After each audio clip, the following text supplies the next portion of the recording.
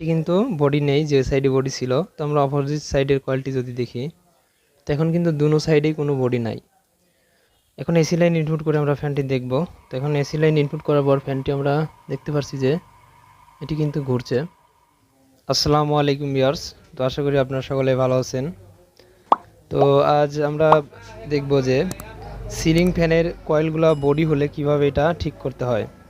তো দেখা যায় যে অনেক সময় এই কয়েলগুলায় যে ভিতরের যে ফাইবার পেপার থাকে, তো পেপারগুলো কিন্তু আমাদের ফ্যান খোলার সময় এগুলো মানে পুড়ে জোর জোর হয়ে বের হয়ে যায়। তো যার কারণে দেখা যায় কি কয়েলগুলো কিন্তু এরকম আপ ডাউন করলে নড়াচড়া করে। তো নড়াচড়া করার ফলে কিন্তু এটি বডির সাথে লেগে যায়। তো আমরা এখানে একটি মাল্টিমিটার রেখেছি। মাল্টিমিটারে আমরা X1K-তে সিলেক্ট করব। তো আমরা জানি যে X1K-তে সিলেক্ট করলে দুটি শর্ট করলে কিন্তু এখানে ফুল রিডিং দেখায়। তো কয়েলের আমরা এখানে সর্বপ্রথম দেখতে পাচ্ছি 4টি লুপ বের করা আছে। তো একটি এক সাইড এবং একটি সাইড। তো আমরা এক সাইড করে পরিমাপ করব।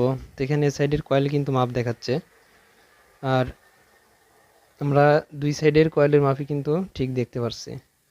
তো এখানে আমরা অপর পাশে যে কোনো এক সাইডের একটি করে ধরবো মিটারে, এবং আর একটি প্রুফ আমরা সিলিং ফ্যানের বডির সাথে ধরবো। তো এখানে কিন্তু আমরা পজিটিভ লাইনে সিলিং ফ্যানের বডির সাথে ধরার পর মাল্টিমিটারের রেঞ্জ দেখা যাচ্ছে। তো এই সাইডটা কিন্তু বডি হয়ে রয়েছে, এই যে ধরার সাথে সাথে কিন্তু রিডিং দেখাচ্ছে। তো এই সাইডটা বডি আছে। তো আমরা এখন যে কি কালো যে তার সাইডটি, আমরা এই সাইডটি দেখবো যে সাইডটি বডি আছে কিনা। তো আমরা এই সাইডে ধরার পর কোনো বডি দেখতে পারছি না। তো এই সাইডে কিন্তু কোনো বডি নাই। তো আমরা দেখতে পারলাম যে এই সিলিং ফ্যানের এই যে লাল যে সাইডটি বডি হয়ে রয়েছে। তো আমরা এখন মাল্টিমিটারের একটি প্রুফ আমরা যে সাইডটি বডি হয়ে আছে এই বডির সাইডের আমরা মাল্টিমিটারের একটি প্রুফের সাথে একদম লাগিয়ে নিলাম। আর একটি প্রুফ আমরা এইভাবে ধরবো। তো ধরে আমরা কিন্তু এই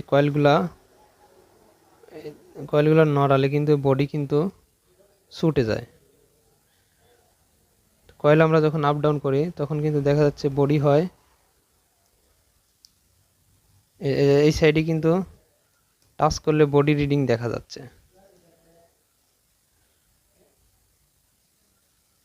তো এই কয়েলগুলো জোর জোর আছে, যার কারণে দেখা যাচ্ছে কিছু জায়গায় ফাইবার খুলে গেছে, যার ফলে কিন্তু এই বডির সমস্যাটি দেখা দেয়।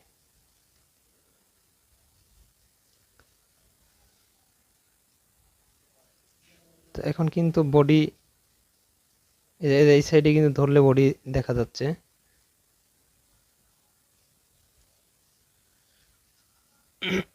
তো আমরা এখন কিন্তু বডি দেখতে পারছি নাই, কয়েলগুলো ঘোরানোর ফলে কিন্তু বডি কিন্তু চলে গেছে।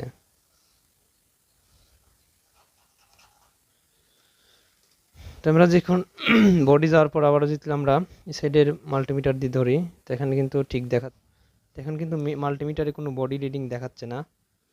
তো আমরা যদি এখন অপোজিট সাইডের কয়েলটি দেখি যে ওই সাইডে বডি দেখায় কিনা, তো আমরা ওই সাইডে কোনো বডি দেখতে পারছি না।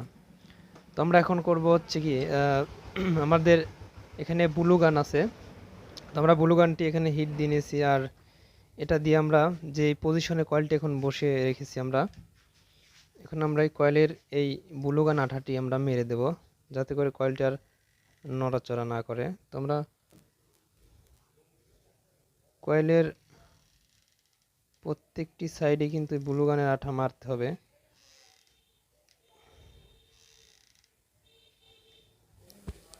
তো আমরা ব্লু গানের যে আঠা আছে এই আঠা আমরা কিন্তু কয়েলের এই যে দুই কয়েল দিয়ে আমরা মাঝখান দিয়ে লাগিয়েছি, এবং এই বডির সাইড দিয়ে আমরা ব্লু গান আঠা লাগিয়ে দিয়েছি, যাতে করে কয়েলটা এখন নড়াচড়া না করতে পারে। তো অবশ্যই আমাদের কয়েলের যে লুপ, এই লুপগুলো আমাদের একটি মাল্টিমিটার কিংবা সিরিজ লাইনের সাহায্যে আমরা টেস্ট করে নেব যে কোন সাইডটি বডি আছে, এবং এই কয়েলটি আমরা এমন মাঝ বরাবর রাখবো যে মাঝ বরাবর রাখলে কয়েলটি আর বডি হয় না। তো তারপরে কিন্তু আমাদের এই ব্লু গান আঠাটি মারতে হবে। তো ব্লু গান আঠা মারার পর এখন কিন্তু কয়েলটি আর নড়াচড়া করছে না। তো আমরা এখন মাল্টিমিটার দিয়ে যদি পরিমাপ করে দেখাই যে এখন কয়েলটি বডি আছে কিনা। তোমরা মাল্টিমিটারের দিয়ে আমরা এখন টেস্ট করে দেখব যে সাইডে কয়েল কিন্তু ঠিক দেখাচ্ছে এবং এই সাইডে কয়েল ঠিক আছে। তো আমরা এখন বডি যদি পরিমাপ করি, তো এই সাইডে কোনো, সরি আমি হাত দিয়ে ধরছিলাম তাই, তো এই সাইডে কিন্তু কোনো বডি দেখাচ্ছে না।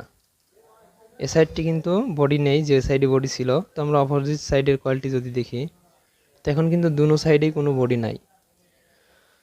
তো আপনাদের যদি কোনো ফ্যানে এই ধরনের বডি হয়ে থাকে তাহলে কিন্তু আমি যেই পদ্ধতিতে এটা রিপেয়ার করলাম, তো আপনারা চাইলে কিন্তু এইভাবে এই পুরাতন যে কয়েলগুলা মানে ডিল হয়ে গেছে, অর্থাৎ এই ফাইবার পেপারগুলা মানে পুড়ে নষ্ট হয়ে গেছে, তো এইরকমভাবে কয়েলটি মিডিল বরাবর রেখে ব্লুগান আঠাটি মেরে দিলেই এটি ঠিক হয়ে যাবে। তো আমরা এখন ফ্যানটি সেট আপ করবো।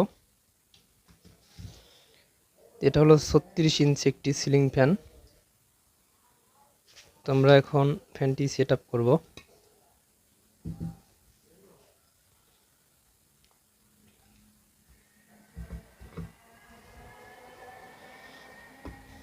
তিনটি যে নাট থাকে, তিনটি স্ক্রু আমরা ভালো করে টাইট দিয়ে নেব। টাইট দিয়ে নেওয়ার পরে আমরা এটা ক্যাপাসিটার আছে, তো ক্যাপাসিটার লাগিয়ে আমরা ফ্যানটি ঘুরিয়ে টেস্ট করব। তো অবশ্যই পুরাতন যে ফ্যানগুলা এরকম বডি প্রবলেম হয়, তো ওই ফ্যানগুলাতে আপনারা 3.5 ক্যাপাসিটার ব্যবহার করবেন না।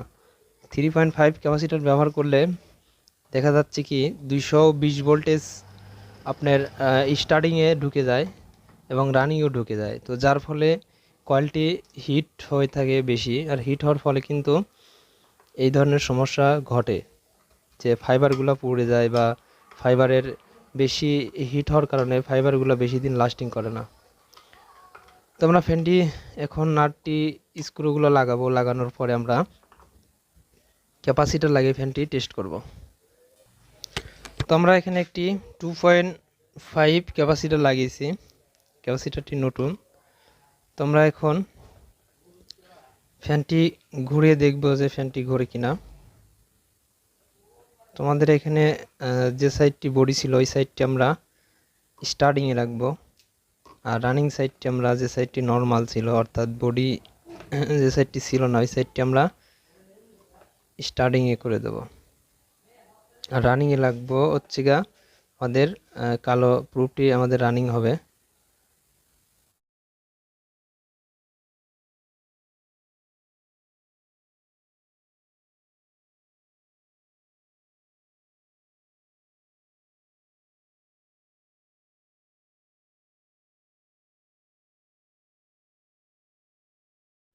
ফ্যানটি আমরা সেট করেছি, সেট করার পর এখন আমরা ক্যাপাসিটার লাগিয়েছি। এখন এসি লাইন ইনপুট করে আমরা ফ্যানটি দেখব। তো এখন এসি লাইন ইনপুট করার পর ফ্যানটি আমরা দেখতে পাচ্ছি যে এটি কিন্তু ঘুরছে এবং খুব স্পিডে ঘুরছে এটি।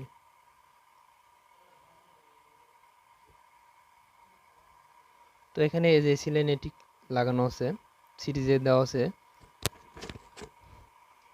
ফ্যানটি কিন্তু ফুল স্পিডে এখন ঘুরছে। তো এটি 36 ইঞ্চি সিলিং ফ্যান। তো এই ফ্যানটির স্পিড সবসময় একটু বেশি হয়। তো ভিউয়ার্স, যদি আপনাদের ভিডিওটি ভালো লেগে থাকে তাহলে অবশ্যই একটি লাইক দিবেন, আর নতুন নতুন ভিডিও পেতে চ্যানেলটি এখনই সাবস্ক্রাইব করুন আর পাশে থাকা বেল আইকনটি বাজিয়ে দিন। দেখা হচ্ছে অন্য কোনো ভিডিওতে, আজ এ পর্যন্তই।